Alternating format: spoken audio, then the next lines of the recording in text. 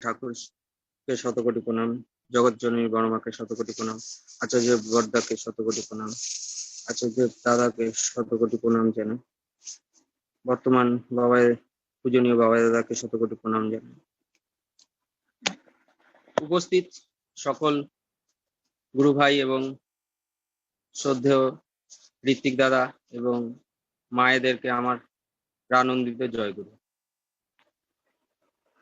আমাকে আলোচনা করার কথা বলা হয়েছে, কিন্তু আলোচনা করার মতন আমার সেরকম সামর্থ্য নাই আর অভিজ্ঞতাও নাই। আমি ঠাকুরকে ধরে আর এই দেওঘর ধামে থেকে আমার যা উপলব্ধি হয়েছে সেইগুলোই কিছু ঘটনা আপনাদেরকে জানাচ্ছি। তার আগে বলে রাখি যে যিনি সৎসঙ্গ দিয়েছেন তার পারিবারিক মঙ্গল কামনা প্রার্থনা করি, তিনি যেন ভালো থাকেন, সুস্থ থাকেন, ঠাকুরকে নিয়ে চলেন।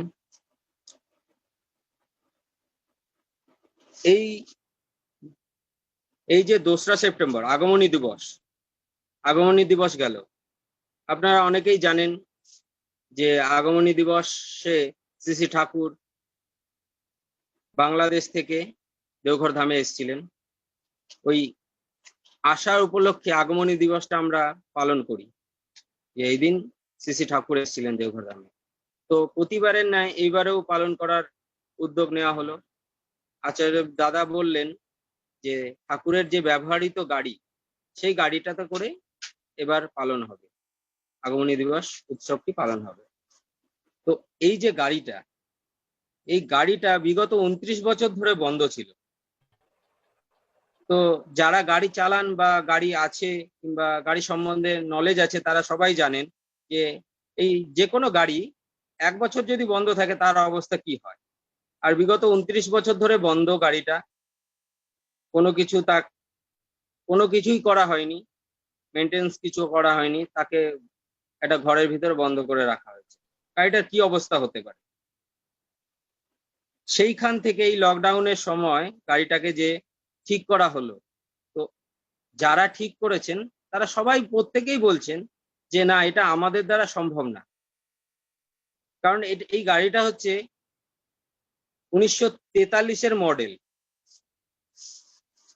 আজকের যুগে এই গাড়িটা হয়তো গোনাগাথা 1-2 হয়তো পাওয়া যেতে পারে, আর এর কোনো পার্টস পাওয়া যায় না। এই গাড়িটা ঠিক হতেই পারে না। তো সবার সেটাই ধারণা। তো ঠাকুরের দয়া এমন হলো যে নিজের থেকেই গাড়িটা ঠিক হলো। যেমন গাড়িটা সাইলেন্সারটা খারাপ ছিল, সাইলেন্সারটা কিছুতেই ঠিক হচ্ছে না। আমাদের মিস্ত্রি বলছেন যে না, এটাকে চেঞ্জ করতে হবে, তাছাড়া কোনো উপায় নেই। তো পূজনীয় বাবা দাদা বললেন যে না, দেখেন, আপনি চেষ্টা করেন না। আমরা চেষ্টা করতেই পারি। ঠাকুর বলেছেন না, অম্লান চেষ্টাই মুক্তির পথে নিয়ে যায়। তো সেই জন্য আমাদের চেষ্টা করতে কি মানে চেষ্টা করতে কি কোনো অসুবিধা আছে? অসুবিধা তো নেই, আমরা চেষ্টা করে যাই না, যা হয়। তারপরে উনি চেষ্টা করতে করতে পরের দিন একটু হাতুড়ি দিয়ে ঠোকাঠুকি করতে করতে হঠাৎ একটা গোলার মতো, আগুনের গোলার মতো বেরোলো, বেরিয়ে সাইলেন্সারটা ঠিক হয়ে গেল। ক্লাচ প্লেট খারাপ, গিয়ার পড়ছে না। পূজনীয় সিপাহীদা ট্রায়াল করে আসলেন, তখন বললেন যে না, এই গাড়িটা একটু অসুবিধা আছে, এগুলো ক্লাচটা ডিস্টার্ব করছে। তো তারপরে বাবা দাদাকে বললেন যে এই গাড়িটা তো ঠিক আছে, কিন্তু সেকেন্ড একটা অপশন রাখলে ভালো হয় যদি এটা কোনো সময় ডিস্টার্ব করে। তো বাবা দাদা বললেন যে ঠাকুরের উৎসব হবে, ঠাকুর এটাই চড়ে যাবেন, ঠাকুরের গাড়ি। তো আমরা বলার কে, আমরা চেষ্টা করে যাই না। আর হলে পরে ওই গাড়িতেই হবে, না হলে হবেই না, উৎসবই বন্ধ হয়ে যাবে। তার যদি দয়া হয় নিশ্চয়ই হবে। তো আমার মনে হয় এই যে গভীর বিশ্বাসের ফলে সবকিছু সম্ভব। তো দাদা যে গভীর বিশ্বাসে বললেন, তার ফলেই সবকিছুই ঠিক হয়ে গেল। যে ওয়ারিং গুলো আছে, কপার গুলো বেরিয়ে গেছে, মাঝে মাঝে গাড়িটা নিজে থেকেই শর্ট হয়ে যাচ্ছে। তো এইরকম অবস্থায় সেই গাড়িটাকে চালানো হলো। আর 1 তারিখ সন্ধ্যাবেলাও যখন স্টার্ট করা হলো, অনেকক্ষণ ধরে চেষ্টা করে করে করে করে স্টার্ট হলো। হ্যাঁ, মাঝে মাঝে হিট হয়ে যাচ্ছে। তো 2 তারিখ ভোরবেলা যখন সবকিছু রেডি করে তারপরে আমরা যখন স্টার্ট করলাম, এক সেলফ মারলাম, এক সেলফে স্টার্ট। তারপর আমরা যারা যারা ছিলাম ওখানে সবাই মিলে তখন ঠাকুরের গাড়িটাকে প্রণাম করছি, যে তোমার কি দয়া। কাল সন্ধ্যা পর্যন্ত এতক্ষণ চেষ্টা করেও আমরা কিছু করতে পারলাম না। সকালবেলা 2 তারিখ সকালবেলা এক সেলফে স্টার্ট হলো। তারপর প্রদক্ষিণ করে আসা হলো। আমাকে পূজনীয় বাবাই দাদা বলেছিলেন গাড়িটা সাজানোর জন্য, আর বলেছিলেন যে আশ্রমের যে ফুল আছে সেই ফুল দিয়েই সাজাতে হবে, সাদা ফুল ছাড়া অন্য ফুল ইউজ করা যাবে না, আর বাইরের ফুলও কেনা যাবে না। দিয়ে আমি তো আশ্রমের সব জায়গায় ফুল খুঁজছি, কোথাও কোনো ফুল পাচ্ছি না। সমাধিতেও যে খুঁজলাম, আমি এবং আমাদের সত্যনারায়ণ দা বলে একজন মালি থাকেন, তার ছেলে, দুজন মিলে খুঁজলাম, পাইনি। তারপরে আমি চারিদিকে খুঁজে বেড়াচ্ছি যে কোথায় ফুল পাওয়া যায়, ঠাকুর বাড়ি, তারপরে আশেপাশে অশোক আশ্রম, সব জায়গায় খুঁজলাম, পেলাম না। তারপরে বিকাল বেলা আমাকে ওই ভাই হঠাৎ করে ফোন করেছে যে কালী ভাইয়া আ যাইয়ে ফুল মিল গেয়া। আমি তো আনন্দে দৌড়ে চলে গেছি। তারপর ফুল দেখে আমি বলছি, এটা কি বাইরে থেকে নিয়ে এসছো? বলছি যে না, সমাধির ওই বড়মার সমাধির সামনে একটা পাতলা গাছ দেখালো আমাকে, বললো এই গাছটায় ফুল ফুটেছে। 10টা সাড়ে 10টা নাগাদ আমি এবং ওই ভাই দুজন মিলে ওইখান দিয়েই ঘুরেছি, ওই গাছটাও দেখেছি, ওই গাছেও কোনো ফুল ছিল না। বিকালবেলা দেখলাম যে গাছে ফুল ফুটে আছে। তো তার দয়াতে কি না সম্ভব। আমরা শুনেছি যে মরুভূমিতেও পদ্ম ফোটে, তার দয়াতে আমি নিজের চোখেই দেখলাম যে যে গাছে সকালে ফুল নাই, বিকালবেলা সেই গাছে ফুল ফুটে আছে। তো আমার এইটা বলার, আমি বলতে চাই যে না, ঠাকুরকে যদি আমরা মেনে চলি, ঠাকুর কিন্তু দয়া সবসময় প্রতিনিয়ত আমাদের করেন, কিন্তু আমাদের ডাকতে হবে সেরকম ডাকার মতন করে, তাহলেই দয়াটা পাবো। এই কিছুদিন আগে, মানে কিছুদিন না, কয়েক বছর আগে পূজনীয় বাবা দাদার ওখানে একজন বিহারের দাদা এসেছিলেন। এসে তিনি অঝরে কান্না করছেন। তো পূজনীয় বাবা দাদা আমাকে বললেন যে জিজ্ঞেস করায় কি বলছেন উনি, ওনার কি অসুবিধা জিজ্ঞেস করায়। আমি গেলাম, যাওয়ার পরে উনি কান্না করছেন। আমি বললাম কি ব্যাপার দাদা, আপনি বলুন। যদি না বলেন তাহলে দাদা বুঝবেন কি করে যে কি বলতে চাইছেন। তো উনি বললেন যে আমার বাড়ি হচ্ছে বিহারে, আমার ছত্তিশগড়ে পোস্টিং। উনি ফোর্সে কাজ করেন, উনি ড্রাইভার। বলছেন যে সন্ধ্যার সময় আমার ছত্তিশগড় জঙ্গল দিয়ে আমরা বের হচ্ছিলাম একটা কনভয়ে করে, 4-5টা গাড়ি ছিল, আর আমি একটা গাড়িতে গাড়ি চালাচ্ছিলাম ড্রাইভিং সিটে। আর তখন চারপাশ থেকে গুলির আওয়াজ, মাওবাদীরা অ্যাটাক করেছে। আর উনি তখন প্রার্থনা করছিলেন। উনি কোনো দিশা না পেয়ে ফট করে ওই স্টারিং এর নিচে যে ফাঁকা জায়গা, ওখানে যে বসে যায়, বসে যেয়ে চোখ বন্ধ করে ঠাকুরের নাম করতে থাকে। তারপরে কিছুক্ষণ 10-15 মিনিট চলে যাওয়ার পরে যখন আওয়াজ কমেছে, উনি চোখ খুলেছে, চোখ খুলে দেখছে যে আশেপাশে সবাই রক্তাক্ত ভাবে পড়ে আছে, গাড়িটা ছিন্ন ভিন্ন, কিন্তু ওনার গায়ে একটা আঁচড় পর্যন্ত লাগেনি। উনি ওখান থেকেই বলছেন যে না, আমি আমার গুরুর কাছে যাব। তাই বলে ওখানে যারা ফোর্সরা যখন আসলো তাদেরকে হ্যান্ড ওভার করে দিয়ে উনি বলছেন যে আমি এখনই যাব। তাই বলে উনি ছুটে চলে আসলেন দেওঘরে। দেওঘরে এসে পূজনীয় বাবা দাদার কাছে এই কথা জানালেন। তো দাদাকে তখন জানানো হলো। দাদা বলছেন যে হ্যাঁ, ঠাকুরকে ধরে যজন যাজন ইষ্টভীতি যদি পালন করি আমরা, তাহলে আমরা এরকম ভাবেই দয়া পাই। তো যজন যাজন ইষ্টভীতি করতে কাটে মহাভীতি, ঠাকুরেরই বলা আছে। মহাভীতি মানে ঠাকুরকে যখন প্রশ্ন করা হয়েছে, ঠাকুর বলেছিলেন মৃত্যু ভয়কে জয় করা। যেমন তারপরে যেমন তাই বলে বললেন যে যেমন বোম ব্লাস্টে কেউ যদি আহত মানে যদি বোম ব্লাস্ট হলে তো মানুষ মরেই যেতে পারে, কিন্তু ঠাকুরকে ধরে যদি চলে তাহলে সে মরবে না, আহত হবে। ঠাকুরের সঙ্গে একজন কর্মী ছিলেন শচীন দা বলে, তার ছেলে অকাল মৃত্যু হয়। তো তিনি ঠাকুরকে বলছেন যে সবই তো বুঝি, যে কিন্তু তাও ছেলের যে পুত্র শোকের যে মোহ, সেই মোহ কাটিয়ে উঠতে পারি না। তো ঠাকুর বললেন যে দেখ, আমাদের হাতে কি আছে। তোর ছেলে হয়তো ইলেকট্রিক ডিপার্টমেন্টে কাজ করে, তার হয়তো রবারের জুতো পরে কাজ করার কথা ছিল, কিন্তু সে হয়তো ওই জুতো পরে কাজ করেনি। ওই জুতো পরে যদি কাজ করতো তাহলে শক লাগতো, কিন্তু সে মারা যেত না। উনি বলছেন যে হ্যাঁ, 6 বছর ধরে ইলেকট্রিক ডিপার্টমেন্টে কাজ করছে, কিন্তু ও জুতো পরে সেদিন যেতে ভুলে গেছে আর শক লেগে মারা গেছে। ঠাকুর বলছেন যে হ্যাঁ, এরকমই হয়, আমাদের হাতে কিছু নাই।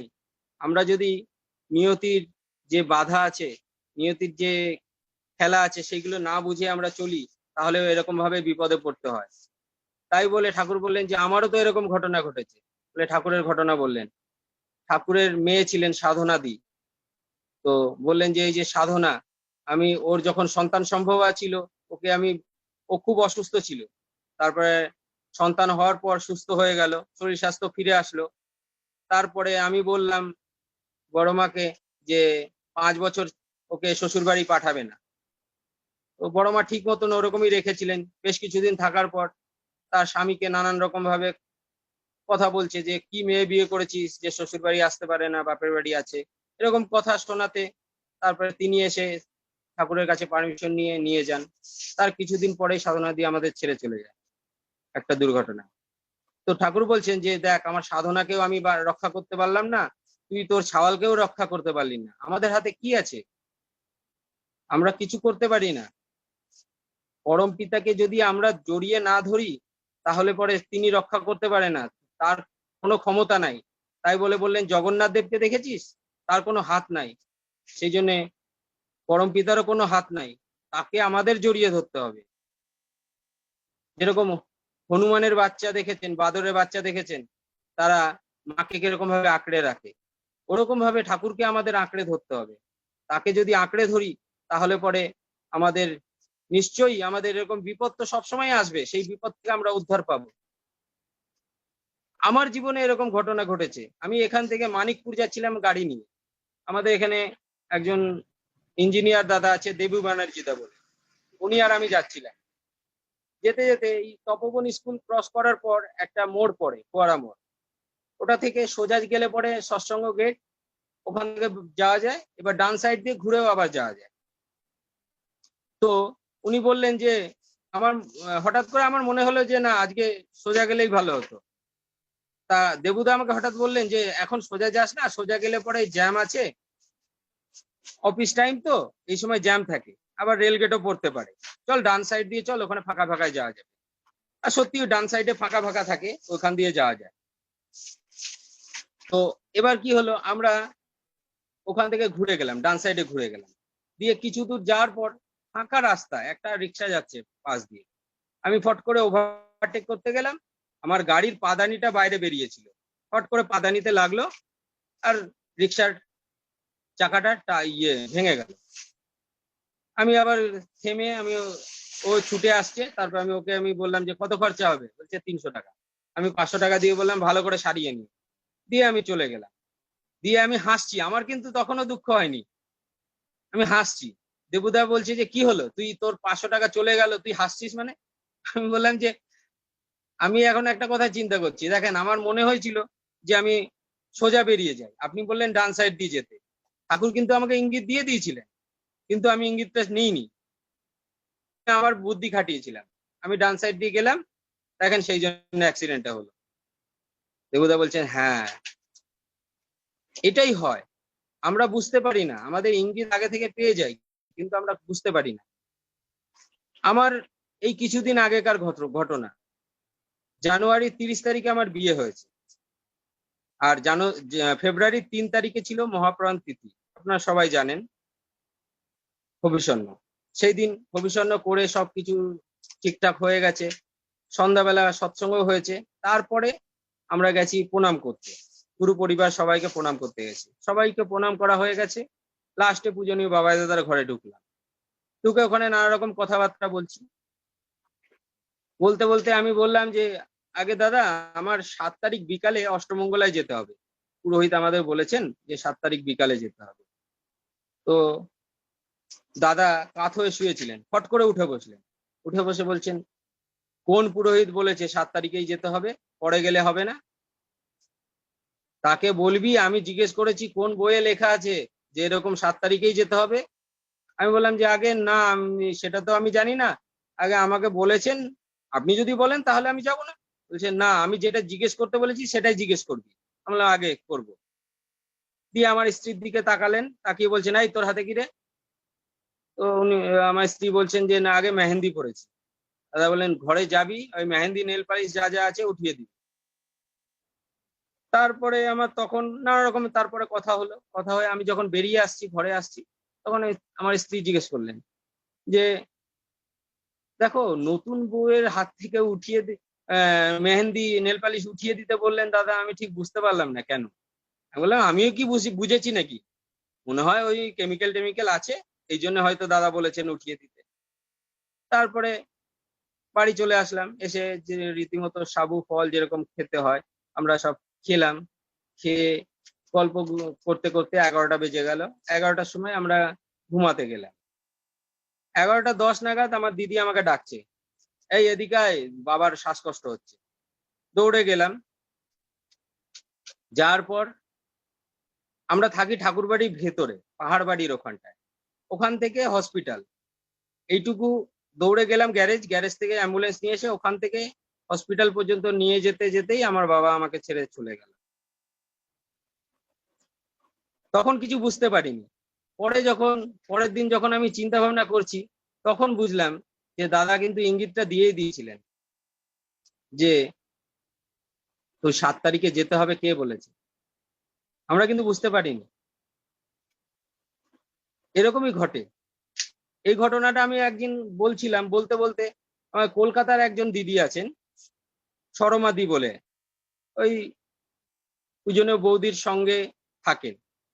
উনারও ওরকম ঘটনা ঘটেছে। বললেন না, উনি আমাকে ফোন করে বললেন জানো, তোমার ঘটনা তো আমাদের চোখের সামনে ঘটলো, আমারও এরকম ঘটনা ঘটেছে। তাই বলে উনিও বললেন যে ওনাকে বৌদি বলেছিলেন যে 1 সপ্তাহ থেকে যেতে, আর ওনার বর এবং মেয়ে চলে যাবে সেই দিন। এবার বাবা দাদার কাছে পারমিশন নিতে গেছেন বৌদি, যে না আমি ওকে রাখবো। তো বাবা দাদা বললেন যে এখন রেখে কোনো লাভ নাই, দুদিন পরে তো আবার ওকে একাই যেতে হবে, তার থেকে বরঞ্চ ওর বরের সাথে ওকে পাঠিয়ে দাও। এবার শর্মাদির তো খুব মন খারাপ, দেওঘরে থাকতে চায়, বলছে যে আমাকে দাদা ভালোবাসেন না, এই জন্য দেওঘরে রাখলেন না, হ্যাঁ, আমাকে পাঠিয়ে দিচ্ছেন বলে খুব মন খারাপ। সারা ট্রেন কাঁদতে কাঁদতে গেছে। তারপর বাড়ি গেছে, তারপর ভুলে গেছে। দুদিন পরেই শুনলেন যে ওনার ভাসুর, 50 বছর বয়স হয়েছে, ওনার ভাসুর হঠাৎ স্ট্রোক হলো, মারা গেল। তারপরে উনি আবার কাঁদতে কাঁদতে বৌদিকে ফোন করছে, বৌদি আমি দাদার উপর আমি এরকম অন্যায় ভাবে আমি রাগ করেছিলাম, দাদা কিন্তু কেন বলেছিলেন হচ্ছে আমি এখন বুঝতে পারছি। হাসছে, বৌদি হাসছে। তো এরকম ভাবে ইঙ্গিত কিন্তু আমরা পেয়ে যাই, ইঙ্গিতটা আমরা ধরতে পারি না। ঠাকুরকে ধরে চললে পরে এরকম অলৌকিক ঘটনা অনেক ঘটতে পারে। অনেকের কাছে অলৌকিক লাগবে, কিন্তু আমার কাছে এটা মনে হয় না অলৌকিক। কারণ আমরা যেরকম যে করি সেরকমই পাই। আমার দেখা প্রচুর ঘটনা এরকম ঘটে। আমার বন্ধুরও এরকম ঘটনা ঘটেছে। আমার বন্ধুর শাশুড়ি, তার ক্যান্সার হয়েছে, ক্যান্সার একদম 3rd স্টেজ। আমাদের এখানে শ্রদ্ধেয় নায়কদা ছিলেন আমাদের গাইনোকোলজি সার্জেন, উনি এবং যত ডাক্তার আছে কলকাতা মেডিকেল কলেজ থেকে শুরু করে Kolkata cancer hospital, Siliguri cancer hospital, সবাই বলছে যে এই পেশেন্টকে আর কিছু করার নাই, যে কয়দিন বাঁচে সেই কয়দিন ভালো করে রাখুন। এবার ও তো আমাকে ফোন করে বলছে যে এরকম সবাই তো এই বলছে, আমি কি করি এখন? তো আমি বললাম যে দেখ, তোর যদি বিশ্বাস থাকে যে বাবা দাদা যা বলবে আমি তাই শুনবো, তাহলে তুই সব ফ্যামিলি চলে আয়। আমি বলাতে ও চলে আসলো। আসার পর ওই বন্ধু থাকে কুচবিহার দিনহাটাতে। তারপর আসার পর দাদাকে নিবেদন করার পর দাদা আবার নায়েকদার কাছে পাঠালেন। নায়েকদা লিখে দিলেন যে এই পেশেন্টের কোনো ট্রিটমেন্ট নাই, যদি পূজনীয় বাবাই দাদা বলেন তাহলেই ট্রিটমেন্ট হতে পারে, তাছাড়া কোনো কিছু ট্রিটমেন্ট নাই। তারপর বাবাই দাদা ওটা দেখে হাসলেন, বলছেন যে পরম পিতার আগে ডাক্তার কি, দেখ না পরম পিতার ওষুধ খেয়ে দেখ না। তো তারপরে আমাদের যে কবল আছে, কবল খাওয়ানোর কথা বললেন, কুলেখাড়া, কুলেখাড়ার পাচন বানিয়ে খাওয়ানোর কথা বললেন। আশুদার কাছে পাঠানো হলো, আশুদার কাছ থেকে একটা ওষুধ দেওয়া হলো, দিয়ে ওনাদেরকে বললেন যে আপনারা যান কলকাতা মেডিকেল কলেজে, কলকাতা ক্যান্সার হসপিটালে যে দেখাবেন। ওখানে একজন ডাক্তারের নাম দিয়ে নাম্বার দিয়ে দেওয়া হলো, তার সঙ্গে যোগাযোগ করার জন্য। ওখানে যে দেখানোর পরে ওনারাও টেস্ট করালেন, টেস্ট করানোর পরে ওনাদেরও সেই একই বক্তব্য যে কিছু করার নেই, আপনারা যান, বাড়িতে থাকবেন, আর যে ওষুধপত্র আছে ওগুলো খাবেন, আর শিলিগুড়ি মেডিকেল কলেজে দেখাবেন, ওনারা বললেন। তারপরে চলে গেলেন, বাবা দাদাকে নিবেদন করার পর বাবা দাদা বললেন যে হ্যাঁ নিয়ে চলে যান। যাওয়ার পর ওষুধপত্র খাচ্ছে। 6 মাস পর শিলিগুড়ি মেডিকেল কলেজে গেছেন, ওখানে যে চেক আপ করাচ্ছেন। তো চেক আপ করানোর পর একবার করিয়েছে, তারপর ডাক্তাররা কিছু বলছেন না, ডাক্তাররা নিজেরা মিটিং করছে। দিয়ে আমাকে ফোন করে বলছে যে কিরে আমার মানে শাশুড়ি কি আরো বেশি খারাপ হয়ে গেল, তারা ডাক্তাররা তো কিছু বলছে না, ও আরো বেশি টেনশন করছে। আমি বললাম দেখ, ঠাকুরের উপর ভরসা রাখ, যা হবে সেটা মঙ্গলের জন্যই হবে, সবাই তো বলেছে যে কিছু হবে, তো এখন ঠাকুরের উপর ভরসা কর। তারপরে পরে আর একটা টেস্ট হলো, আবার টেস্ট করলো, সেখানেও কোনো কিছু বলছে না। তারপরে তৃতীয়বার টেস্ট করার পর ডাক্তাররা বলছে যে আপনার এই পেশেন্টই ছিল কি না অন্য পেশেন্ট ছিল, এই পেশেন্টের তো কোনো ক্যান্সারের জার্মই নাই। ও আমাকে কাঁদতে কাঁদতে ফোন করে বলছে বাবা দাদাকে নিবেদন কর যে আমার শাশুড়ি একদম ভালো, ডাক্তাররা বলছে এর কোনো ক্যান্সারের জার্মই নাই। তারপরে দাদাকে নিবেদন করা হলো, দাদা হাসলেন আর বললেন দেখ এটা হচ্ছে পরমপিতার দয়া, পরমপিতার দয়াতে কি না হয়, আমরা তার দয়াটা অনুভব করতে পারি না, আর সেরকম ভাবে মানতে পারি না। তো এরকম ঘটনা মানে প্রতিটা মুহূর্ত দেখছি যে তার দয়াতে কি না হতে পারে, সব অসাধ্য সাধন হতে পারে। কিন্তু আমার মনে হয় যে না, আমাদের ডাকাটা সেরকম ভাবে হয় না, সেই জন্য আমাদের পাওয়াটা ঘটে না। আমরা যদি সেরকম ভাবে আবেগ ভরে ডাকতে পারি, তাহলে পরে তার দয়া নিশ্চয়ই পাবো। অনেক বেশি সময় হয়ে গেল। না দাদা, আরো 5 মিনিট বলতে পারবেন। আচ্ছা, তাহলে লাস্ট একটা ঘটনা বলি।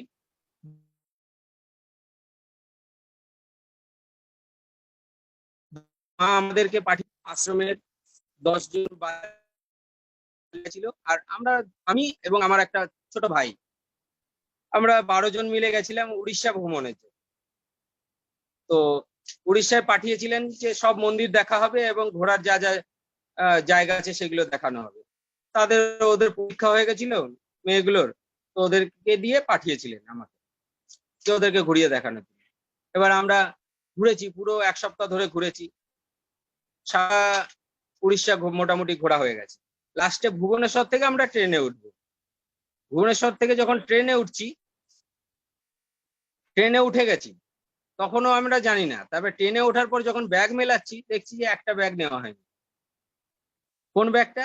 যে ব্যাগটা আমরা ঠাকুর ভোগ কিনেছিলাম সকালবেলা, আমি এবং আমার একটা বন্ধু, সে সকালবেলা স্নান টান করে চলে এসছে যে ঠাকুর ভোগ কিনতে যাব বলে, আমরা দুজন কিনে নিয়েছিলাম।